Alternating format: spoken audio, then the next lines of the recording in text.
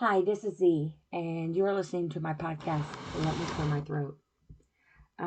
Today, I don't really have a title per se that I'm going to put on this. I'm going to do this podcast actually pretty much on the fly. I have nothing written out, nothing prepared, and don't really even know what I'm going to talk about. There's a lot of things going through my mind, and if you're anything like me, sometimes my mind is so loud inside my head that it's deafening. and so I'm just going to kind of wing it today. And I hope that it comes across um, in a positive manner, because I don't ever try to be negative to anybody. I mean, I really try to be. I think I'm more negative to myself, actually, than I am anybody else. And I say that's a bad habit, but I don't try to make it a habit. So if that makes any sense. um, Unfortunately, though, if you're anything like me, you kind of grew up in your lifetime um, always trying to battle for a spot in your life and trying to understand where you belonged, what your purpose was, who accepted you, who didn't. And most of the time, you find out that you're your own demon, looking at yourself in a mirror of somebody that you don't even really know, but continue to try to critique.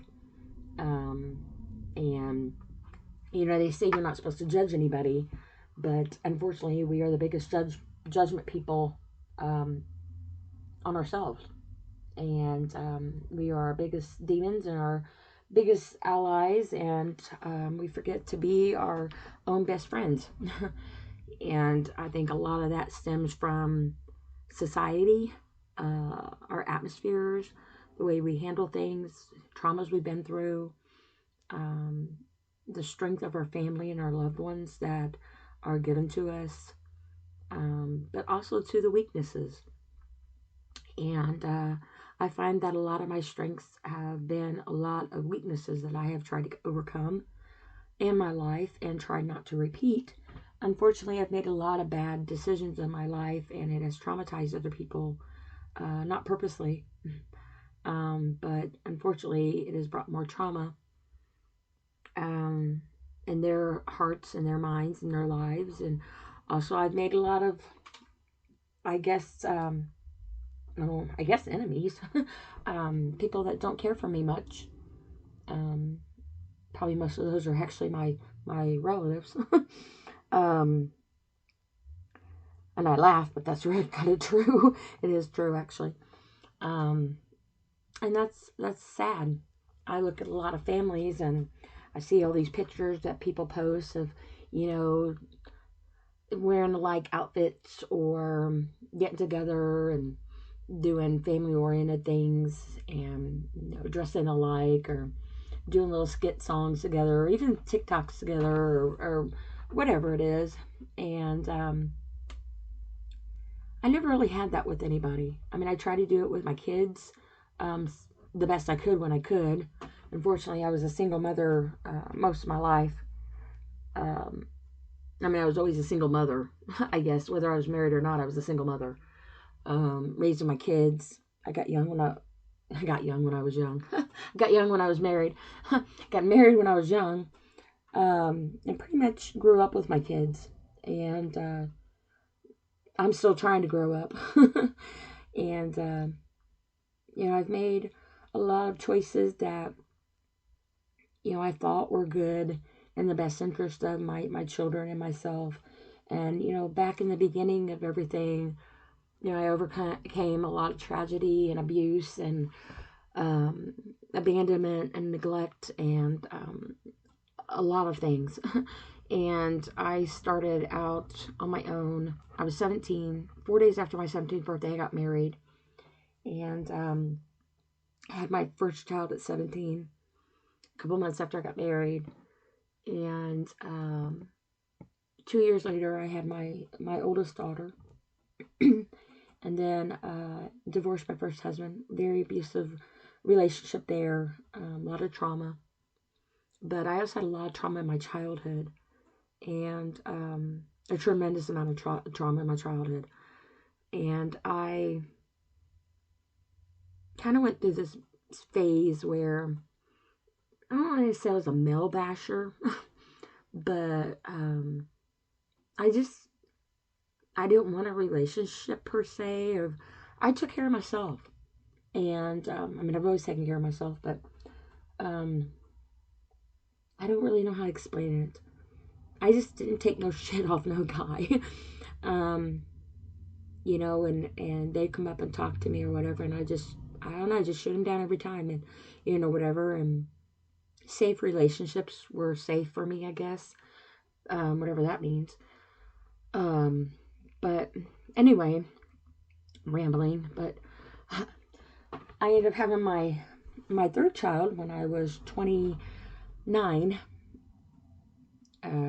She's 10 years younger than my oldest daughter, and she definitely is something else. All my children are very smart, beautiful. Of course, I say that I'm their mother, but it's true. It is true. My youngest daughter, she, I call her, well, my oldest daughter, I called it a double blessing. Let me back up here because before her, I was pregnant with a child before that and lost it, and got pregnant with her immediately afterwards. And I had a lot of problems with her during my pregnancy with her, and had to have an emergency section with her. And she has a learning disability, and a lot of other things that have been in her path that she's had to overcome before she was even an adult, before she even had her own kids. She was on a very big journey of fighting for her education and her self-esteem and her self-worth and understanding the world, as she calls it in her terms. And my youngest daughter, I had her after my best friend had actually had committed suicide, and she died on Father's Day of the year 2021. And I got pregnant. I found out a few weeks after she passed away that I was pregnant. And I, to this day, have not been able to go to her grave. I tried to go to her grave once, actually, and I couldn't find it.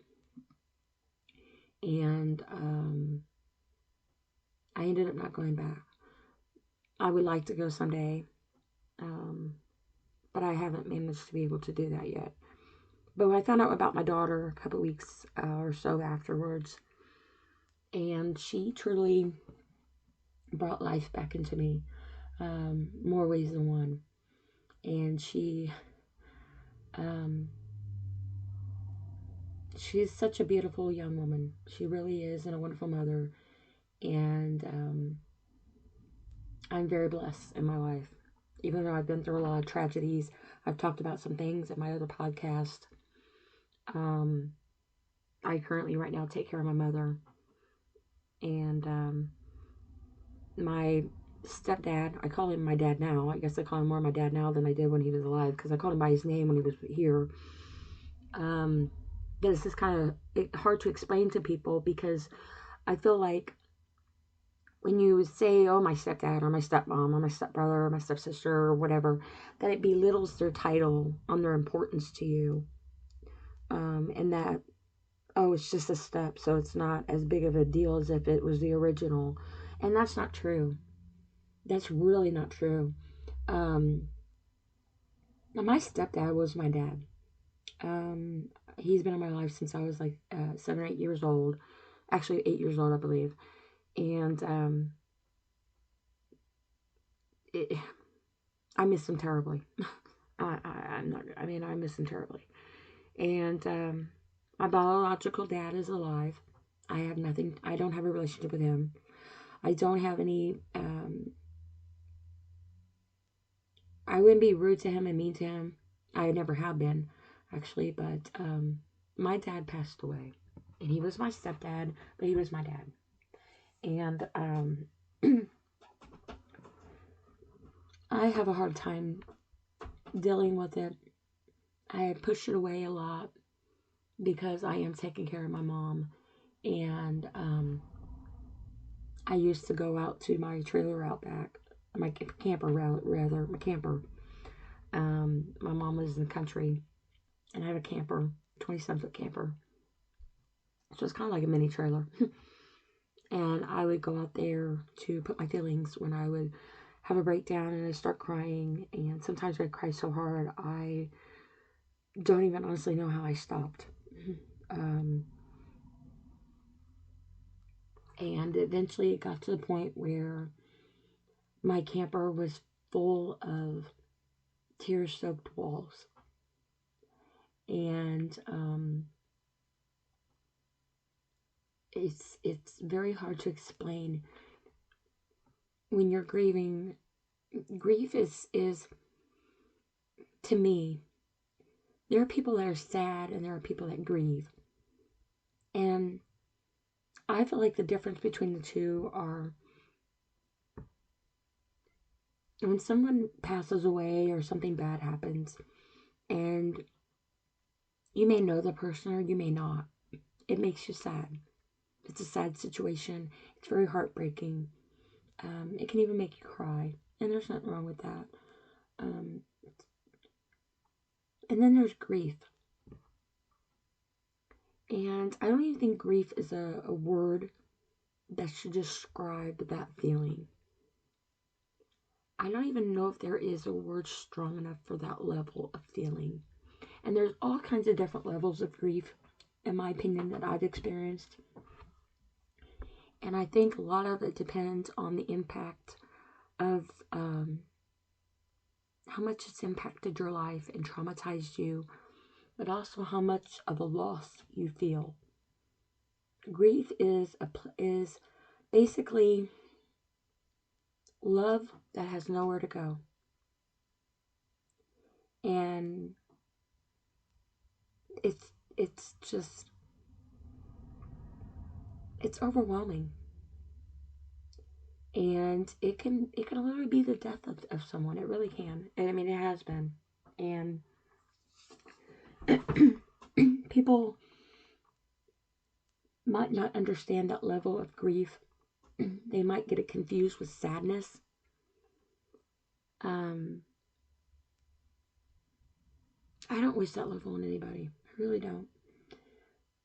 I've been there, still there, but I know there's all different levels. And I've come a long way in my levels of grief. And I push my feelings aside a lot for many, many people. And they may think that I'm selfish, that I only think of myself, but that's not necessarily true. I think a lot of people may not understand where I come from on things because I might not explain myself right, or I might not share certain reasons of why I'm the way I am, or maybe just because they're at a different level in their understanding and perception of their own grief that they just can't handle the extra. And when somebody suffers a loss, PTSD, or any type of mentality change, if you will, that impairs them, it impairs their ability to function. It impairs their ability to think. It impairs their ability to multitask and understand. It impairs their even desire to even care, to even try to have the desire to care. And I've heard people say, oh, so and so doesn't call me. I don't hear from nobody, or I don't hear from you. You don't ever call. You don't ever come over. You're all the time in bed. You're all the time sleeping. You're all the time tired. You all the time got excuse. You're always late. A million and one things. And while maybe all that is true for that person that perceives it that way, it might sound like an excuse. And maybe sometimes it may be. But a lot of times, in my situation, the excuse has a reason. And people may get tired of hearing about it, tired of dealing with it, tired of living with it, living around it, knowing about it, talking about it. And I can understand that. I really can understand that. I hear conversations from people sometimes when I go out and about, and they talk about different things in their families or different tragedies that happen or whatever. And sometimes some things that are said, or even a song that comes on, or a place I pass on the road or something, it has trigger points for me sometimes. And sometimes it's really hard to function, and it's really hard to set my mentality in today's time, if you will, because sometimes those triggers trigger me back to that time frame. And a lot of things were back when I was a kid, but I was also an adult.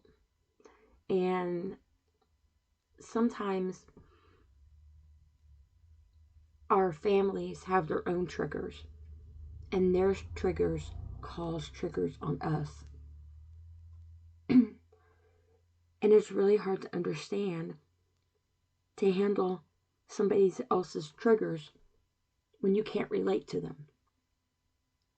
But you just know that it triggers you, even though you can't relate to the reason that they're being triggered. And maybe you're not even relating it or even viewing it in that manner.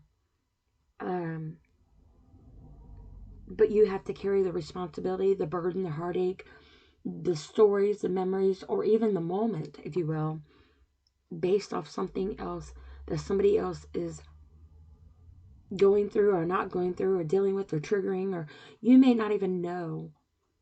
But all of a sudden, it's now become a part of who you are and part about what you have to deal with, and part things that at a certain time or a frame or a certain moment, you might be somewhere and it might trigger you back to the moment of something that you intervened, if you will, if that makes sense. And it just takes you back to that moment. And it might be something that you might not ever even have dealt with because you didn't even know to, or you didn't know how to. And here you are sitting and something that happened maybe when you were a child. Now you're sitting as an adult, maybe with your own children and family, and you're not understanding how you're being so triggered by everything, or even understanding that's what's happening.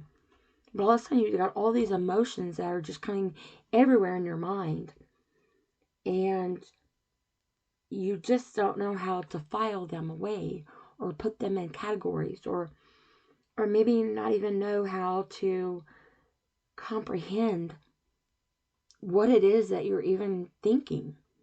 And they might not even be your own thoughts. It might be thoughts that somebody's put in your head, or you've overheard, or you just take in consideration or an account, I guess, the resource that it came from. And maybe it was credible to you at the moment, and then therefore it carried on with you throughout time, all to find out that credibility was going through its own reality check, if you will. And I don't know, maybe I'm not making sense, but to me, I am. Like I said, I'm totally winging this, and I normally have this big, drawn out disclaimer, as I call it. Always trying not to offend people, always trying not to say the wrong thing, always trying to word things right, always checking my punctuation. I even check my punctuation on the paper I type up, and nobody else is ever going to see it but me. But I'm so anal about it. And I mean, I used to be, I don't know, I guess, so traumatized because I was always made fun of. And I was always talked about, always put down. I was busting my butt, raising my kids and going to college, and I was always belittled and always made fun of for my intelligence, or Look at you, Miss A plus in algebra, or whatever. And, that does something to you. And you have to spend your whole time remembering and reminding yourself, yeah, I got that A plus, but you know what? You know how many hours I put into studying to get that grade? You know how many dedicated hours I gave up with family time and activities for that grade? And why was I in college anyway? To get my degrees? It was to better myself, to try to give my children a better life, to give them stability. All in the end, for that to be everything but really what happened. It happened to a certain point in my life, and then um, somebody who was supposed to be my marriage partner um, did, I feel like, everything he could to be everything but that. And he was one of the biggest ones that made fun of me. He was one of the biggest ones that would put me down. He would talk about me all the time, bad things about me to people, constantly talking and put me down. And I would just, here I am working, going to school. He didn't work. He sat home or whatever he did. And just continued to just butcher my credibility, my self-worth, my dignity, my hard work, my dedication, me as a human being. Somebody who was supposed to be his, he was supposed to be my protector. He was supposed to be my second half. He was supposed to be my happy ever after, and for better or worse, and rich or poor, and sickness and health, and he was everything but that. There was a lot of abuse there, a lot that my children don't even know about, and I don't talk about. And it made a really big, huge impact on my life. It ended up being a joke, actually, between one of my friends and I. She actually was one of his friends. She's a veteran. Love her to death. And she's an older woman, respectfully. And she actually knew him way before I knew him. And we got to know each other. And we had 5 children between us. He had 2 and I had 3. We had none together. And they were teenagers, except for my youngest one. She was younger. So anyway, there was 7 of us. And I'm not a potato chip eater. Okay. But my stepson especially was. My stepson especially was. But I had this thing putting chip clips on the chips. Because your chips will go stale. Put a clip on them. Close them up. Try to keep them fresh as long as you can. And I would constantly try to remind them to do this. We got 7 people to feed. I'm busting my butt at work, trying to provide for the family, going to school. And it caused a big argument. And my ex-husband would go to this bar that he went to and talk about me so bad there.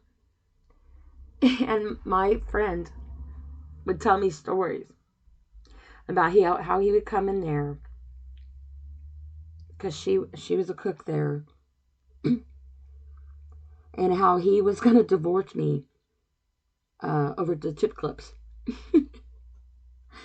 And would just talk so much crap about me and put me down. He was an alcoholic, very bad alcoholic. He made it sound like he was the provider. No, he never paid one bill never one bill. I was with him 9 long years, and he never once paid one of my bills, our bills. And it traumatizes you, Because then you get left questioning your time from your children that you lost. You lost times and moments that you'll never get back of your own life with your own children, with my own children. You miss out on events and memories. You miss out on remembering a lot of their childhood because you have such a trauma from that time period that your mind has suppressed a lot of those moments, not on purpose, but because of the time frame it was in. You've suppressed that time frame because it was so traumatizing that even sometimes the good moments are hard to remember, because if you remember them, then you're triggering back into those moments of the bad things that overwhelmed you. And it's a different kind of level. And I feel very bad.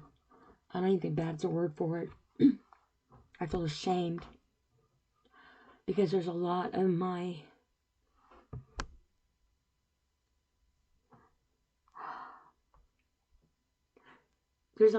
youngest daughter's childhood that I struggle to remember. And it's not because I don't love her and it didn't mean something to me. It's because I don't remember a lot of those moments of that time period. And it's not a reflection on her. It's a reflection of that time period. And does that make her feel better? No, it makes her feel worse. Because I was going through stuff. But I was also away from home a lot. Because I was working full time and going to school full time. And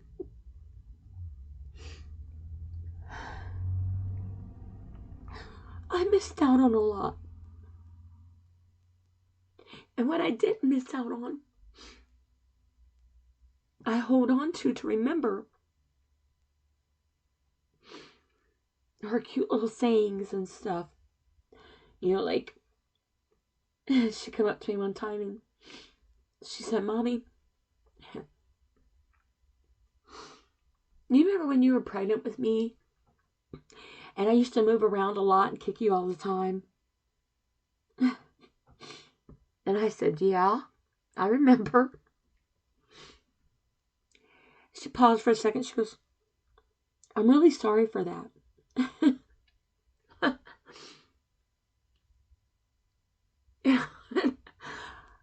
And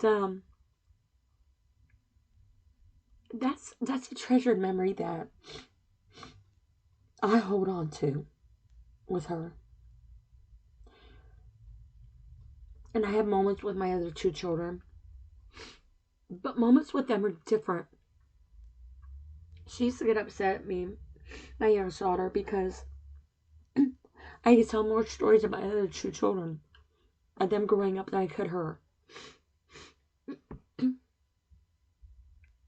it wasn't because I loved them more or their moments meant more. My mentality was in a different spot then. And I wasn't going through the trauma and the abuse and all the other stuff in my life as I did when she was their age. And it breaks my heart. It really breaks my heart. And I don't know if anybody else can relate to that. But it's something real with me. You know, I've done a lot of a variety of jobs in my life. People may hear about me talking about different things I've worked at, different places I've been. And I've had a lot of variety in my life. Um,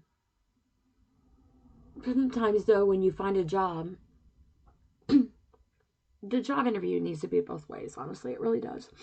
Um, and sometimes you get a job, excuse me, because you need the job, you need the work, you need the money. And you go to work and you're miserable. You're miserable. You pull up in the parking lot and you're just automatically in a bad mood.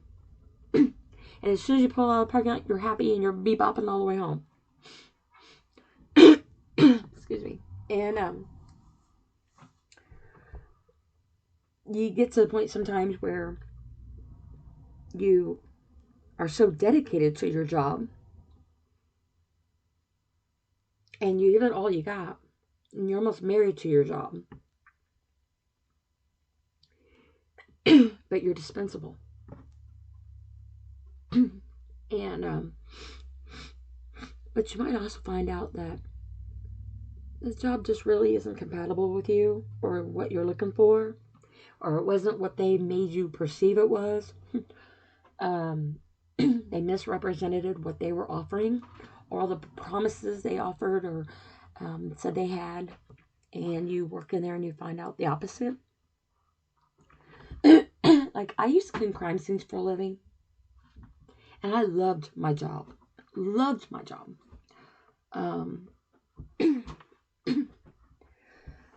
And I had a problem with the company because as I was supervisor. I had a responsibility to my crew, and their health, their safety, their mentality, very, very important. And I'm responsible for that. But also, as a human being, I need to be respectful of that. And being in the line of crime scene cleanup, you see a lot of things. And my coworker used to laugh and say, you know, you're one of my favorite bosses I've ever had. You make cleaning brain matter up at 2 o'clock in the morning fun. And it's not for everybody, let me tell you. It's really not. But we were on a job one time, and this gentleman had got drunk. And the way his back door was set up, when you come into the back door and you open it all the way, if you didn't catch the door, you were going down the basement stairs. And they were concrete stairs. There was no railing, and there was no landing until you landed at the bottom. So if you weren't paying attention, you would go, the door just swung and you went straight down. Well, he had went to a bar and got drunk and went home. And he fell down upstairs. And he landed at the concrete wall. And it killed him.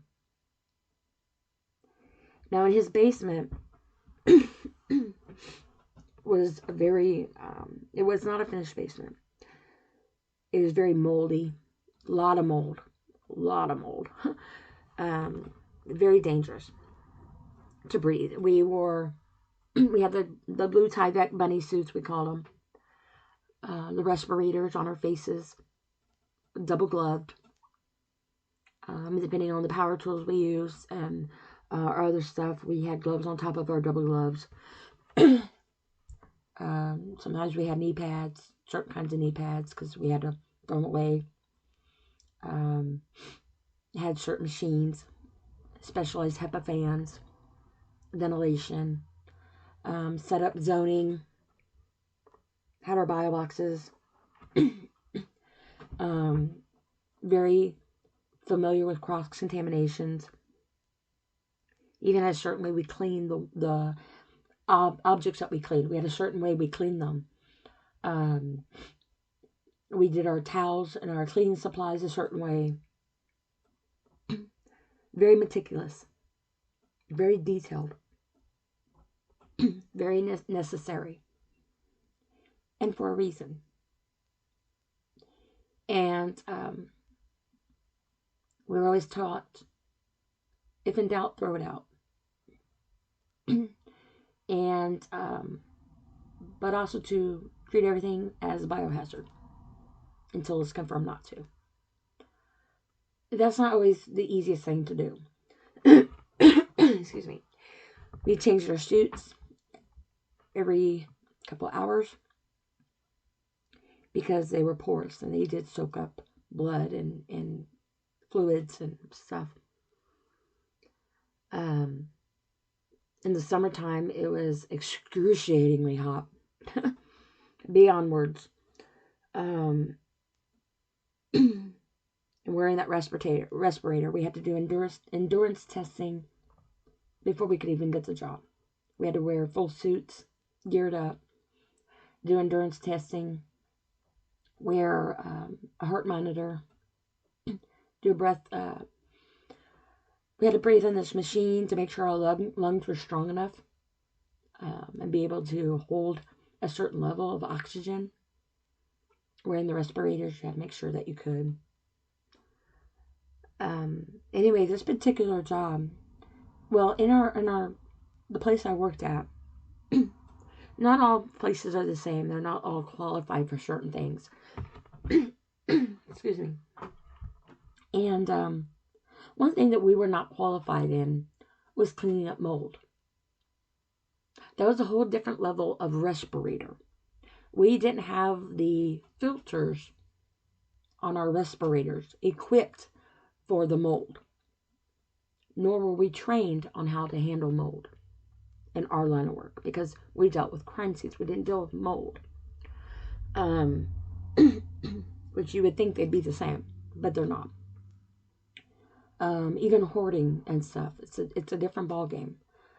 But anyway, this particular job, it was a combination of both. It was a biohazard.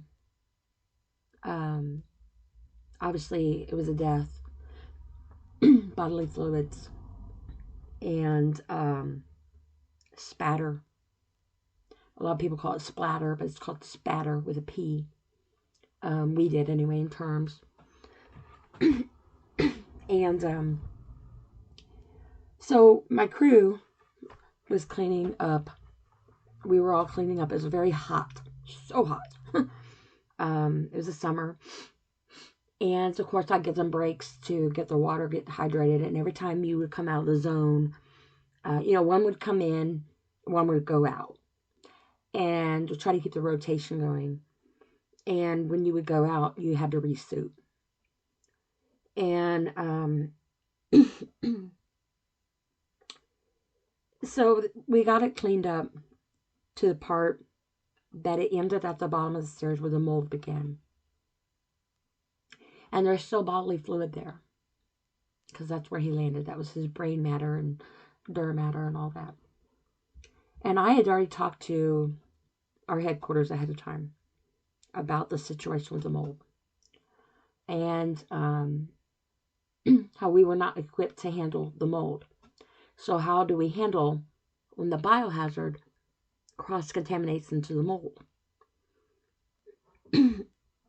And so I was told to work up until that part, and then we would figure it out, because that was going to have to be another crew from a different company come in to handle the mold. But then you got the biohazard that interlaps that mold. So how do you handle that? Being in the safety and responsibility as a supervisor and a human being, I felt compelled and obligated that while obviously I could not bring this gentleman back, I was not going to compromise my crew.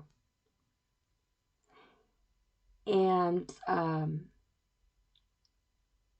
have a severe allergy to mold. And a lot of people, I believe, do. But those spores and stuff, they can be deadly. Asbestos and all that. We were not even qualified to handle asbestos. Like the old-time ceilings, we were supposed to call in a special crew for that if we needed to mess with those. Because it's a whole different area of biohazard. And a lot of people don't realize there's a lot of different levels of biohazard. And so my headquarters knew that we were going to be coming to the end of the search here. And I asked them what to do.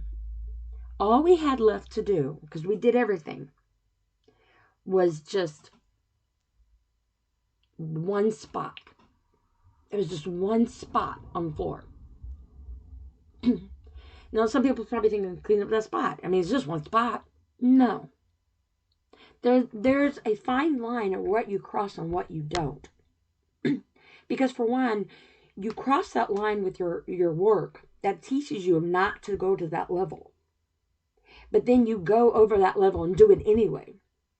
You go against company policy, regulations, safety hazards, all kinds of things. So heaven forbid if something did happen out of that crossing the line, then that comes back on you on, well, you knew not to do that. But that doesn't take away your health concern of whatever retaliation and consequences that has on your health now. The company still goes on. Now your life is in jeopardy some way, somehow, right? Could be. But it's a fine line. So all we had to do was this one, and I told my crew, we're done. We're cleaning up. We're taking our zones down. We're doing our closing.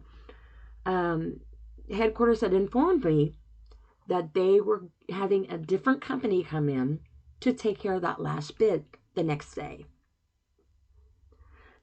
So, in my opinion, my thoughts with them was they were calling an outside company, not us, to handle that last bid that was trained, certified, and able to do so.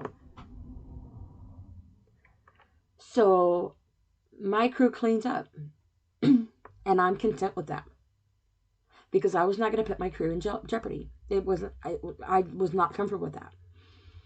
I know myself, but also too, it also puts the company at jeopardy because it's a lot of responsibility, and it's a very big. It's a very big regulation violation. But so we leave, and we go to a different job because obviously, crime has no zip code and it has no hour. And I asked headquarters later about the company that came out to clean up that job. And they didn't really respond to me. And for some reason, I was on another job. And another location of ours was in town. And we crossed paths. Come to find out, they had been in town because they were the other crew that came in to clean up that one spot. They called a branch in Ohio to come over here to our state in Indiana to clean up that line that I didn't want to cross. So they had a different crew do it in the same company. And that spoke volumes to me. Even though I loved my job, I mean, I didn't quit at that time. I didn't leave my job at that time.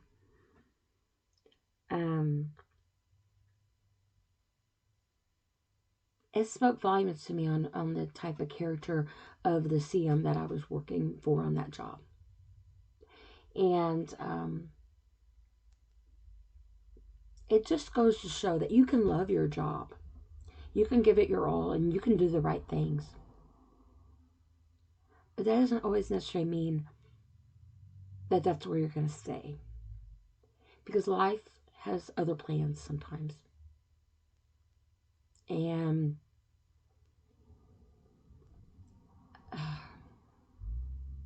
it's a lot of responsibility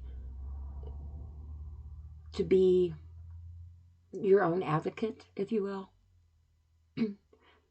But it's a lot more bigger responsibility of the consequences when you're not.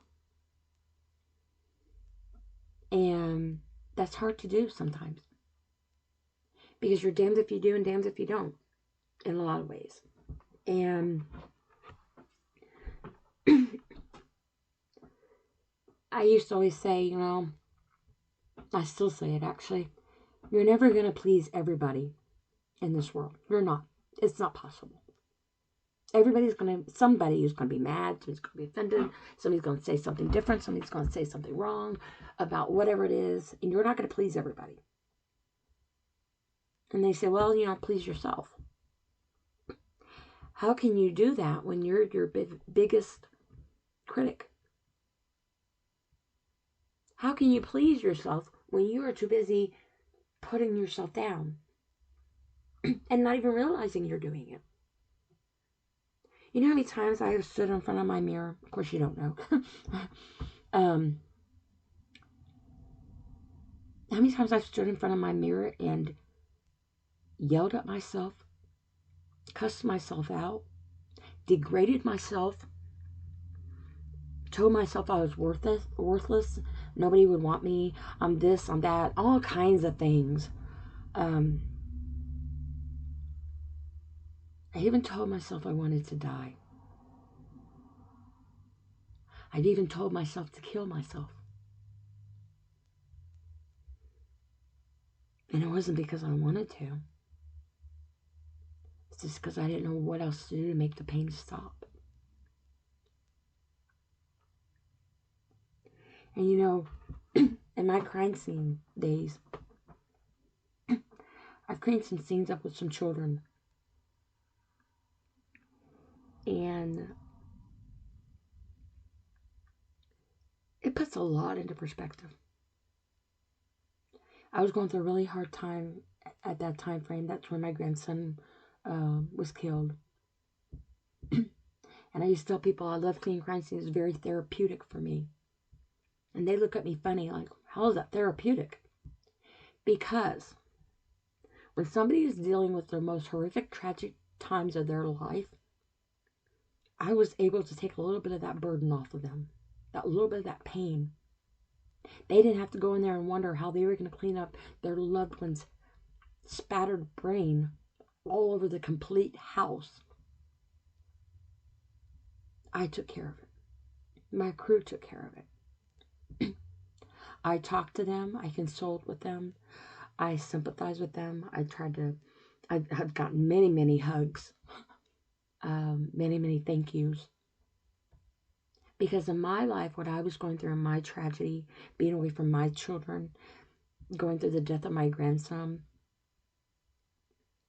I couldn't help what was going on in my life. I couldn't help myself. But I could help all of them. And that was very helpful to me.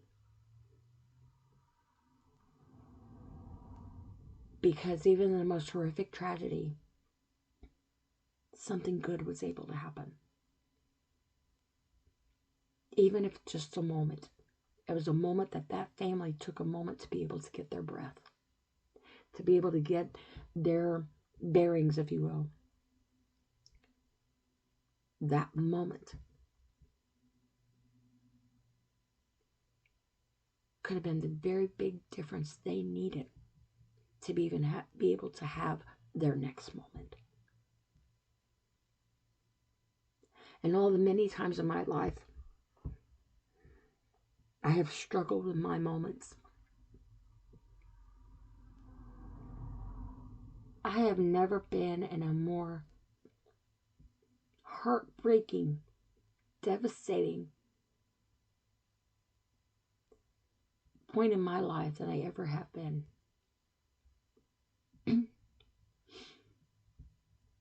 My stepdad is gone. And I miss him so much. So much.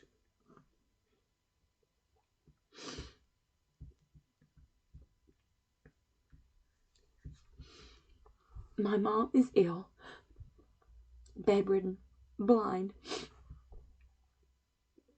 I get no help from family and friends. The government decides to pay me a stipend 24 hours a day, 7 days a week, every moment of my life. $1.61 an hour. But hey, I might be getting a raise soon because I might be able to level up. How, I don't know, but I'll wait to see if I qualify. Meanwhile, my mom is still bedridden and mourns the loss of my dad. Every breath she takes, she fights. And I am so proud of her.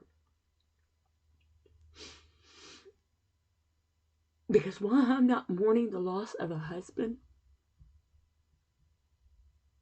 I've been in that darkness. I might not be the level of her darkness, but I've been in there. I've looked the abyss in the eye. I looked hard and deep in it. And eventually, I got strong enough. I flipped it off and told it to go to hell.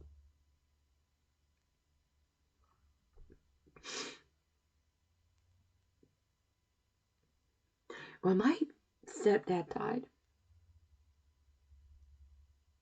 he had a lot of health problems. But he was very active. Took care of my mother, very dedicated to her. I gave him CPR that day. And they took him out of here.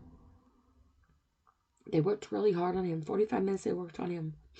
And I'd say I had a good, 10, 15 minutes on him myself. And when we went to go see him at the funeral home to make arrangements, the very next morning, in that 24-hour time period, they bring my dad out of the freezer. He's on this gurney, and they bring him in their office, and he's there in between the two desks that are in there, office desks that are in there, and he's in there on a gurney. And I tell you what, that man was the most beautiful human being I'd ever saw. He looked so beautiful and healthy than anybody I have ever seen in my life that was dead. I don't know how to explain it, but it was pure beauty. And it warmed my heart. It still warms my heart. And it is something that stuck out to me. And I told my mom,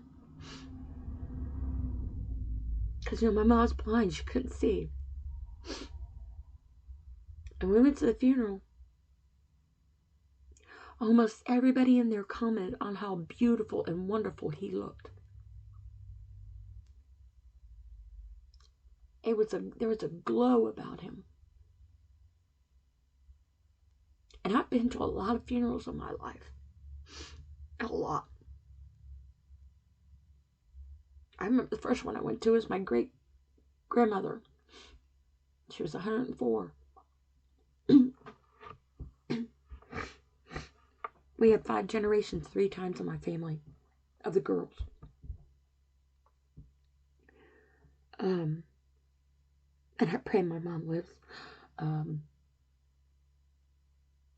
long time too.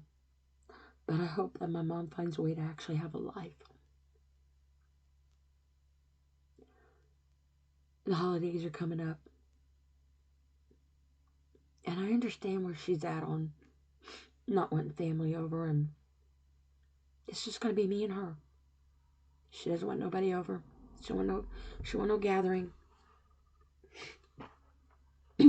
I'll take her dinner into her bedroom, to her bed like I do every night. I'll take it to her. I'll make a big meal like I'm feeding an army because I don't know how to cook small. That's not how our family was. Our family always had If anybody knows my family, we had big, huge family gatherings. Lots of cooking. In our family, you have to have almost a degree to make the macaroni and cheese. And references. Um, Solid references, actually. Usually I make the macaroni and cheese. Um, but I'm going to go in there and I'm going to cook a big feast. We'll have lots and lots of leftovers. And it'll be me and my mom. She doesn't know she wants the tree up yet. And I understand that. There was countless years I couldn't put up my tree. It was just, celebration was just so hard. It saddens me because I just started to be able to have the ability to handle the holidays again. But I understand where my mom's at on it. And I respect that.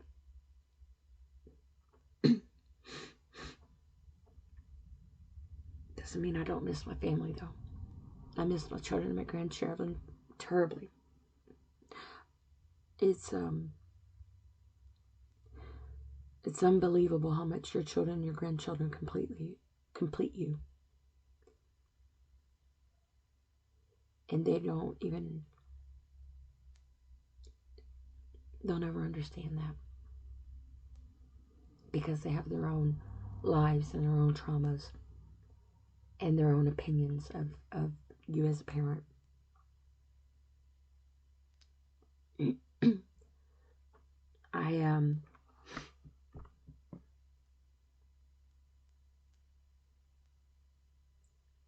Yesterday was a very rough day for me. I still can't even fathom yesterday. I was asleep yesterday morning. I sleep in the living room so I can hear my mom. I did have a mattress on the floor, and I have a very, very uncomfortable bed. I wish I could have the mattress on the floor again, but I'm getting older, and my knees and my bones say different. But anyway, about 8:30, 9 o'clock in the morning, there was an unbelievable loud boom. I thought the tree had fell on the house. It was that severe loud. There was a couple coming around the curb that we live in, going way too fast. Way too fast. And went a little bit up in our grass. I don't know if he overcorrected or what. But he ended up across the road, hit the utility pole completely in half, and severed the pole. Ripped our whole complete electrical line and everything completely out of our house. Because it was attached. Took out the farm fencing across the street and a lot of the guardrail all the way down the road until it landed up against another utility pole at the corner. Ejected the mother out of the sunroof. Ejected the 5-year-old kid out of the sunroof or the side door. And I'm not for sure if the dad was ejected or not. But one of his shoes was down the road and the other one was still in the car. Upon hearing this big crash, I went outside to see what was going on because I thought it was the tree. Mom said it sounded like somebody got in a wreck. There was a red 98 Monte Carlo at the corner. I could tell it was in a wreck because the hood was very bad shape. I started to run across the street barefooted in my shorts, my t-shirt. Didn't even have my teeth in yet. I just had mouth surgery, so I'm trying to get used to my dentures and stuff. Not so long ago. And I was like, where's the other car? And then I got halfway over there, and I saw a human being laying on the road. The guy was hysterical, walking back and forth. My neighbors came out. I yelled at them to call 911. And I immediately went to this lady. I didn't know it was a lady at the time, laying in the road. I knew it had just happened, so I knew time was of essence, and I'm so glad my PTSD was not a factor on my CPR. Her face was completely in blood. She was missing her front teeth. I don't know if that was normal or what. I felt for a pulse. There was none. Immediately started giving her CPR. The first time I blew air into her mouth, blood came spewing out of her eyeball. I knew she was gone, but I kept going. My neighbor found the little boy laying on the other side of the car. He's 5. He was whimpering. He was laying on his belly trying to get over on his back, complaining his hand hurt and his back hurt. First responder pulled up. I said, "Do you know CPR?" She said, "Yeah." I said, "Okay." She said, "Are you ready?" I said, "Yeah." Started counting with her. In the meantime, while I'm counting with her, I'm grabbing the dude, holding him up, trying to calm him down while I'm counting with the medic, while the other ones are come to the scene. I'm holding this guy up with everything that I got. I'm trying to bring him away from the scene, and I'm trying to calm him down from the baby laying there in earshot from him, to keep the child calm. It seemed like forever. Eventually, I looked at one of the male gentlemen. I said, "Please, can you come get him? Because he's pulling me down to the ground and he's heavy." Which I still have severe back pain right now. I couldn't figure out why my back was hurting so bad, but that is why. Because I had that much pressure from him, because he was that traumatized. He was walking back and forth the scene because he saw the child laying there on the ground and her laying on the ground.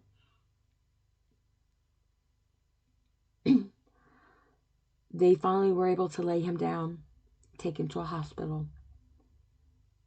And I went over to the little boy, was talking to him, and I was having him make faces at me, sticking his tongue out, had him giggling a couple times.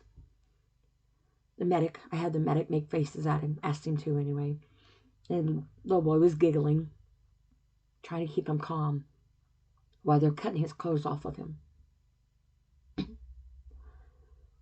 I'm reassuring the child that everything is going to be okay. There's a lot of people and it's very scary. And he's probably going to be cold here in a minute because they were cutting his shirt, his jacket, and everything on him. But they would take care of it. They would cover him up.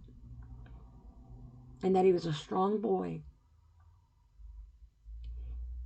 And I asked him if he could still make faces at me. And he did. And he giggled. And he said, "Now I can't go to school." Which I thought yesterday was Sunday. And I said, "Well, it's like Sunday anyway. You don't go to school on Sundays." What's later, I found out it was Monday. So, I said, "Do you like school?" He goes, "No." But then he got me. He stopped for a minute. He said, in a real soft voice, This all feels like a dream." I said, "Yeah, it does, baby." And I said, "You want to see my googly eyes?" And I crossed my eyes at him and he giggled. And they were trying to figure out his name and they couldn't understand him because he's, 5 years old and that's the time they start losing their teeth. So I asked him his name. I said, "If that's your name, stick your tongue out at me." And he stuck his tongue out at me and giggled. I said, "Well, there you have it. That's his name." But he went to Raleigh Hospital. I don't know if anybody's familiar with Raleigh. Wonderful children's hospital. Saved my granddaughter's life many times. Saved a lot of babies, a lot of kids. Beautiful hospital. Both of them are in serious condition, last I know, but they're both alive. The mother did not make it. She actually, I knew, died instantly when she was ejected from that sunroof. But even though I knew she was gone, I still did not stop doing what I needed to do. Because there's always that one slim chance. But in the meantime, I assessed her and helped where I could until they could. I tried to help the dad, and I tried to be there for that child. And I was calm.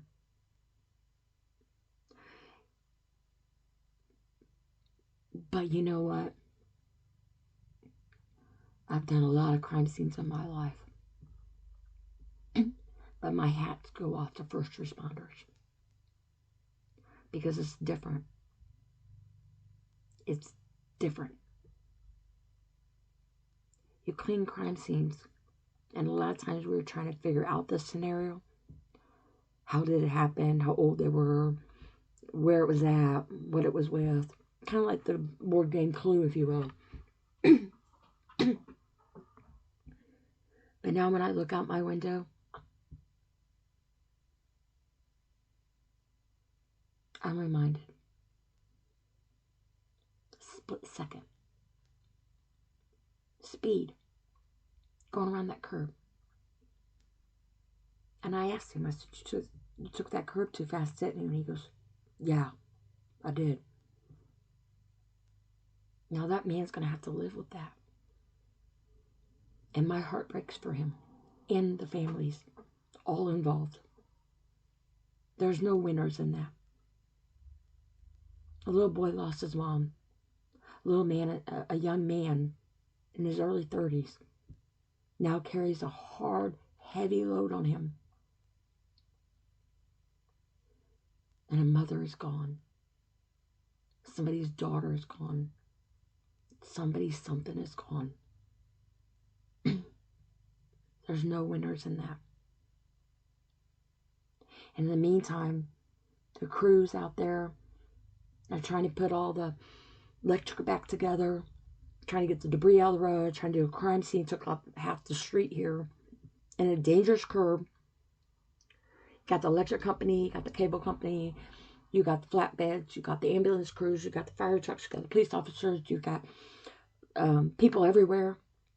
I had people parking up in my driveway because they rode in the ambulance with the little boy, that medic that was making faces with him, rode with him, left his vehicle in the driveway. So it was safe.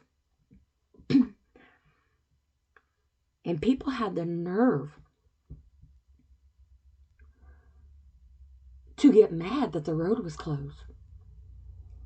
And when the cleanup crew and everybody was gone, and the electric company was trying to restore and run new lines, and the cable company was trying to run new lines and put a brand new pole in because they snapped the pole completely in half, people were cussing them out and flipping them off. What is wrong with people? I got out the generator to power it up, because my mom, she's bedridden. She's on oxygen. She has stuff. It don't run all her machines, but it runs her air, her oxygen for her. Runs the refrigerator and the freezer.